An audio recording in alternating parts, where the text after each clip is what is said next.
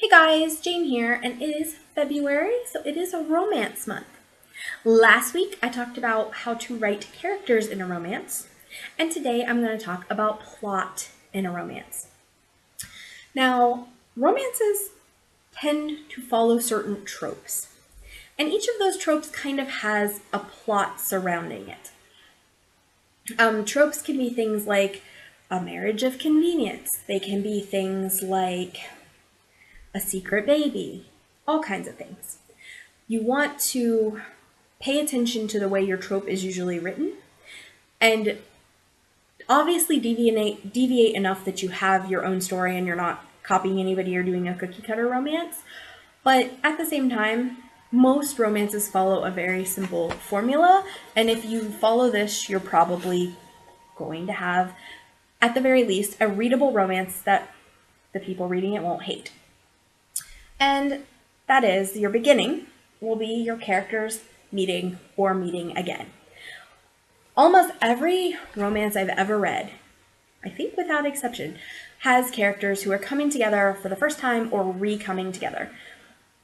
And I think that's important because you don't want characters who have a really established relationship that you're walking into like 5 years of stuff. Something has to have changed to kind of bring them together.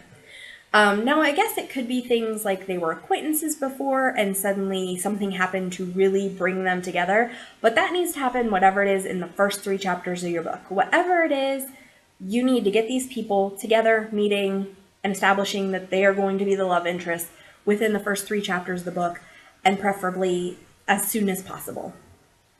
Sometimes books do have to have a setup, like, if you're going to strand them on a deserted island or something, maybe your first scene is not going to be, hey, we're on a deserted island. Maybe you want to show her packing and getting on the plane and talking about what she's doing and the plane crashing and then them on the deserted island. That's fine. But you need to get them together soon. And if you do that, you want to show him on the plane too. Maybe he sits next to her. Maybe he almost sits next to her and realizes he's got the wrong seat. Whatever it is, they need to meet in the beginning of the book and in the first 3 chapters. If you go later than the first 3 chapters, you've gone too long. And the 3-chapter thing, that is like the furthest down it can possibly be, I think, in most cases, and still work. So get them meeting quickly. Okay, so the middle of a romance novel. This is where the characters are going to spend time together, and this is going to be based on plot and the trope that you've chosen. So let's say the deserted island thing. Your hero and heroine are on this deserted island, they're trying to survive. That gives them plenty of opportunities to talk and connect, and that's what they should be doing through the majority of the middle of your book. If you have a fake marriage, these characters are going to connect and learn about each other as they pretend to be married. If you have a marriage of convenience book, they're going to connect as they do married things, like, or related to the reason they got married. If they married because he needs a visa, they're going to go get a visa. She's going to learn about him so that they can, convince the people checking on them that they're really married. All kinds of things. But that's the middle of the book. They spend time together and build a relationship. They get to know each other and fall in love. Then there is a change in the level of relationship. Almost always. What I'm giving you here is not the only way to write a romance, but it is a pretty typical romance and basically every Hallmark movie you've ever seen. Okay, so they meet, they get to know each other. They develop a relationship, they get closer. Then you have a change in the level of relationship. And this can be so many things, depending on your genre, depending on your characters. This can be a confession of love. This can be, let's actually date. It can be sex. It can be a kiss. It can be so many things, but there has to be a change in the level of relationship or commitment. Maybe just the characters realizing they love each other. And then a bad thing has to happen to separate them and make it seem like everything is over. So let's go back to a fake marriage. Let's go back to a fake marriage story. So in a fake marriage story, that might be them not needing to pretend that they're fake married anymore, them being found out. Or it could even be something like she finds out something from his past. Maybe on the island, when they're stranded together, they're suddenly rescued and they're going to go back to their own lives. And it was nothing but a fling, or she wonders if it was, or he wonders if it was. It could also be something like they meet other people and, somebody knows him and that he was on the plane because he was running from the government or, trying to, get away from crimes he committed. I'm making this up as I go. I'm sorry. It can be, oh, we're having a baby even though you didn't ever want to have a baby. And now you've got to decide if you want this relationship despite the fact that you didn't want a child and we have one. Anything like that. A lot of times it's some kind of reveal about their past or who they are. Maybe a lie they told, maybe something the other person didn't know.